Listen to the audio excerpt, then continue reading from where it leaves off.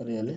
ल हेर्नु त के भनेको छ भने साधारण पोर्टल्यान्ड सिमेन्ट भने हजुर सर यसको परिभाषा मात्र दिएर हुँदैन 5वटाको?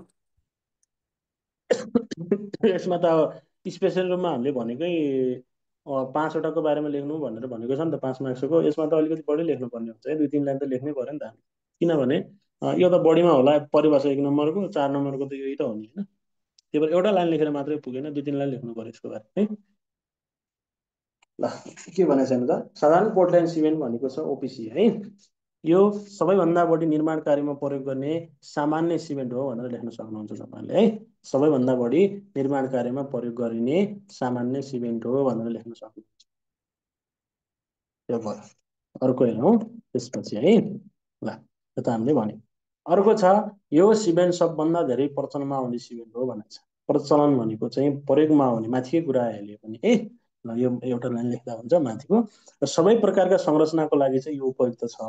जस्तो तपाईँहरूले बढी जसो युज गरेर राख्नुहुन्छ, देखिराख्नुहुन्छ होइन। सबै प्रकारका संरचना तपाईँ भवन बनाउँदै हुनुहुन्छ, खानेपानी आयोजनाको संरचना बनाउँदै हुनुहुन्छ कि होइन, अर्को बनाउँदै हुनुहुन्छ कि होइन, बढी जसो युज हुने भनेको यो ओपिसी सिमेन्ट हो है। सबै प्रकारका संरचनाको लागि उपयुक्त भएको कारणले धेरै प्रचलनमा आइराखेको सिमेन्ट के हो त हाम्रो ओपिसी सिमेन्ट हो भनेर भन्न सक्नुहुन्छ है।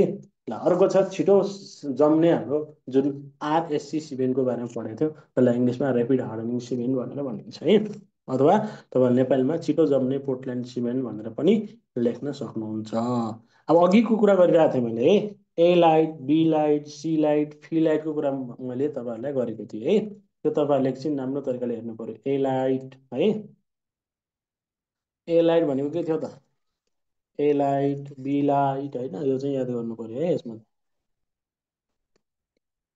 बी लाइट, सी लाइट, फी लाइट भन्दा है, ए लाइटको फङ्सन के हो, बी लाइटको के हो, सी लाइटको के हो भनेर।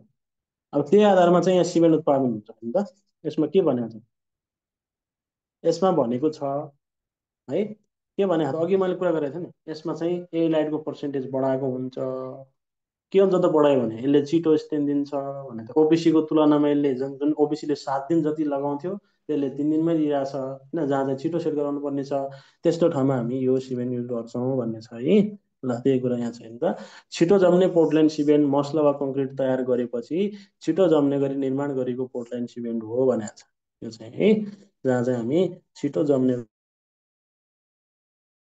चाहिँ बनाउन सक्छौँ जस्तो प्रकारको संरचना त्यहाँ चाहिँ युज गर्न सकिन्छ। छिटो जम्ने नामबाटै काम। यो सिमेन्ट सामान्य पोर्टल्यान्ड सिमेन्टको तुलनामा छिटो बल प्राप्त गर्छ भनेको छ। सामान्य प्रकारको भनेको हुन त जुन हाम्रो ओपिसी छ है, ओपिसी भन्दा यसले के गर्छ त छिटो स्ट्रेन्थ प्राप्त गर्छ, छिटो बल प्राप्त गर्छ भनेको छ है। बल भनेको के हो त इङ्ग्लिसमा स्ट्रेन्थ हो है। छिटो चाहिँ प्राप्त गर्छ। त्यही भएर यसलाई चाहिँ उत्पादन गर्दाखेरि चाहिँ हुँदा यसलाई ट्राइक्याल्सियम सिलिकेटको मात्रा बढाएको हुन्छ भने ट्राइक्याल्सियम सिलिकेट भनेको के हो त C3S हो। यसलाई सर्कलमा लेख्दा C3S भनिन्छ। यो भनेको के हो त यो ए लाइट हो। यो चाहिँ के हो त हाम्रो ए लाइट हो। अब यसमा के गरेको त भनेको छैन त, यसलाई ट्राइक्याल्सियम सिलिकेट भनेको चाहिँ जुन C3S हो ए लाइट हो त्यसलाई बढाएको हुन्छ भनेको छ है। त्यो चाहिँ बढाएको हुन्छ र प्रयोग गर्दाखेरि छिट्टै जम्ने भएकोले हामी पानीभित्र पनि जुन निर्माण गर्ने संरचना हुन्छ त्योमा पनि प्रयोग गर्न सक्छौँ भनेको छ